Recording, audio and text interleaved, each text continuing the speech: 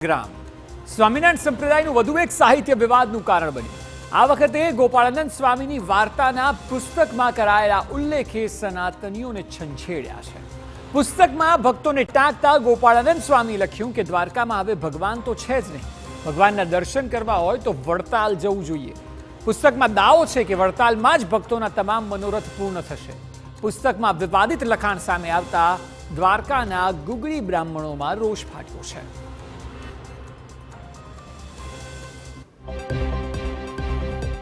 દ્વારકામાં દ્વારકાધીશ ઉપર સવાલ કરો છો કે ત્યાં નથી। દ્વારકાધીશને તમારે દર્શન કરવા હોય તો તમારે વડતાલમાં આવવું પડે। આપણા દેશની અંદર શું હજી આક્રાંતાઓ ઓછા છે કે તમે આ પ્રકારની વાત યાત્રાળુઓ પર થોપો છો, જે દર્શનાર્થીઓ પર થોપો છો? આ બેવકૂફી વાતો જે છે આવી બધી ન કરાય। તો બીજી તરફ શંકરાચાર્ય સદાનંદ સરસ્વતીએ પણ આ વિવાદમાં ઝંપલાવ્યું। શંકરાચાર્યનો દાવો છે કે પાછલા 4-5 વર્ષથી સ્વામિનારાયણ સંપ્રદાયનું સાહિત્ય સનાતન પર હુમલા કરે છે અને આ સિલસિલો યથાવત છે। હિન્દુ સંપ્રદાયો અંદરો અંદર જ લડશે તો વિદર્ભીઓનો સામનો કેવી રીતે કરીશું? स्वामीनारायण संप्रदाय वालों का अभी तक कभी भी सनातन धर्मावलंबियों ने ऐसा कोई काम नहीं किया कि उनके संप्रदाय पर कोई आक्षेप होता हो, लेकिन उन लोगों के द्वारा बार बार ऐसा किया जा रहा है और यह घटनाएं 4-5 साल से ही अधिक प्रारंभ हुई हैं।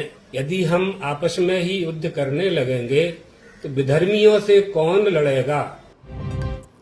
તો આ વિવાદ વકરતા હવે હિન્દુ સંગઠનો પણ સામે આવી રહ્યા છે। ભગવા સેનાના રાષ્ટ્રીય અધ્યક્ષ કમાલ રાવલે વિવાદિત ટિપ્પણીને કૃષ્ણના અપમાન સાથે સરખાવીને સ્વામિનારાયણ સંપ્રદાયને માફી માંગવા ચીમકી આપી। સાથે જ સ્વામિનારાયણ સંપ્રદાયને વિધર્મીઓ સાથે સરખાવ્યા।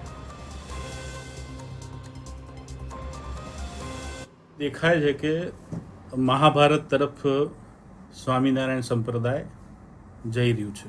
તો આ હવે એ સમજી લો કે હવે પ્રશ્ન એક જ બની ગયો છે એની પર કે આ તો સનાતન ધર્મ આવી જાય મેદાને। સનાતન ધર્મના જે જાગૃત વ્યક્તિઓ છે આપણા હવે મેદાને આવી જાય, કેમ કે હવે મને એવું લાગતું નથી કે હવે ચલાવી લેવાના મૂડમાં આપણે છીએ। બાકી આ લોકોને આ પુસ્તકોની અંદર જે જ્ઞાન વાપરવામાં આવ્યું છે એ સનાતન ધર્મ વિરોધી છે। આ વિધર્મીઓ કરતાં એ જાય એવી કક્ષાના લોકો છે। શું છે? આ સનાતન ધર્મનું અતિ ભવ્ય અપમાન ગણી શકાય। આ લોકોની કોઈ મર્યાદા નથી। આ લોકોએ ક્યાંય શું લખ્યું છે? તો ફરી એકવાર સનાતન વિરુદ્ધ સ્વામિનારાયણ સંપ્રદાયનો વિવાદ વકર્યો છે, ત્યારે જોવું રહ્યું કે હવે આ વિવાદ ક્યાં જઈને અટકે છે।